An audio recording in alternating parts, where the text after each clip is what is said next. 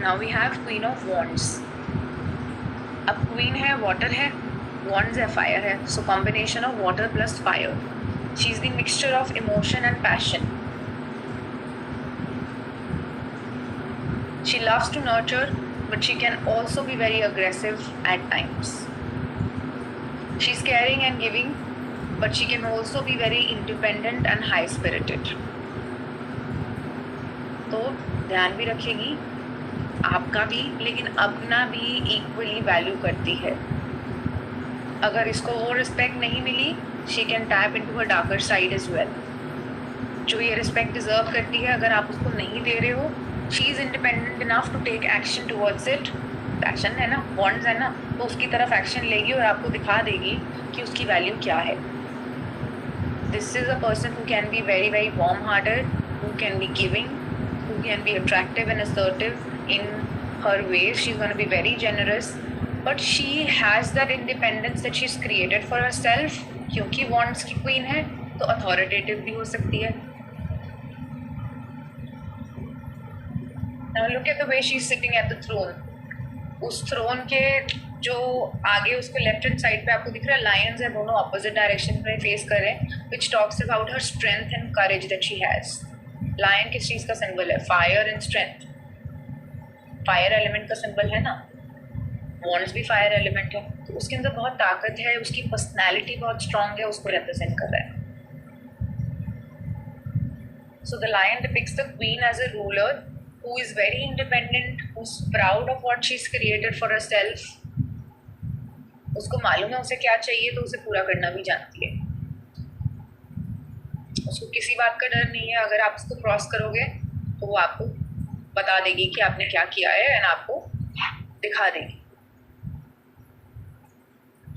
She is someone who is ready to take charge in difficult times. अगर इसको दिखेगा कि कोई और प्रॉब्लम सॉल्व नहीं कर रहा है ना, कोई फैमिली में प्रॉब्लम आई है, अगर इसको दिख रहा है कोई सॉल्व नहीं कर रहा है, तो she can take charge and इसको किसी की जरूरत नहीं है, सबसे आगे खड़ी हो जाए। Just like a line, she is fearless, किसी बात का डर नहीं है।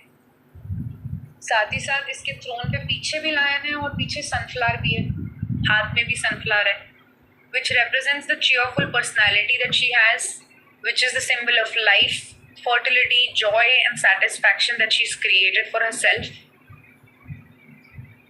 सनफ्लावर इसकी फेमिनिटी को भी रिप्रेजेंट करता है, इसका passion for life and goals and big dreams को भी रिप्रेजेंट करता है।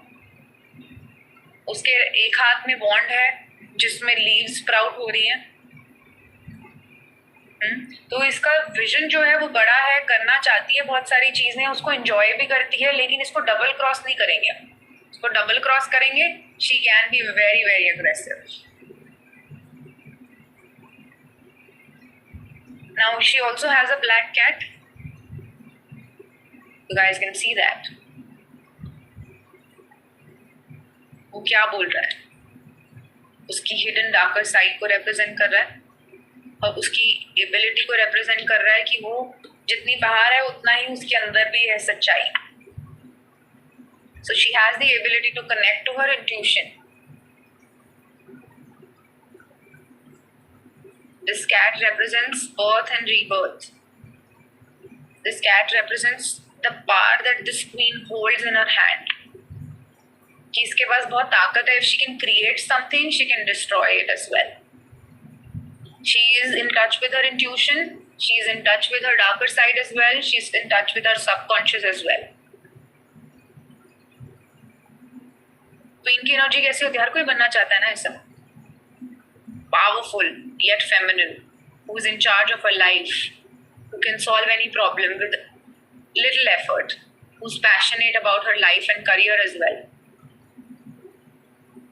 तो जब भी ये रीडिंग में आएगा, it's a sign that you have to put yourself into Queen of Wands energy, act a little bit more with confidence, क्योंकि कॉन्फिडेंस के साथ ही प्रॉब्लम को सॉल्व कर सकते हो, नहीं तो नहीं कर सकते. आपकी प्रॉब्लम सॉल्व नहीं होगी if you are lacking on confidence. तो ये एनर्जी में टैप इन करने के लिए ये बोलता है कार्ड. दोनों बोलेगा, या तो टैप इन करने के लिए बोलेगा या फिर आप बहुत ज़्यादा इसकी एनर्जी में हो, थोड़ी सी एनर्जी कम करनी है.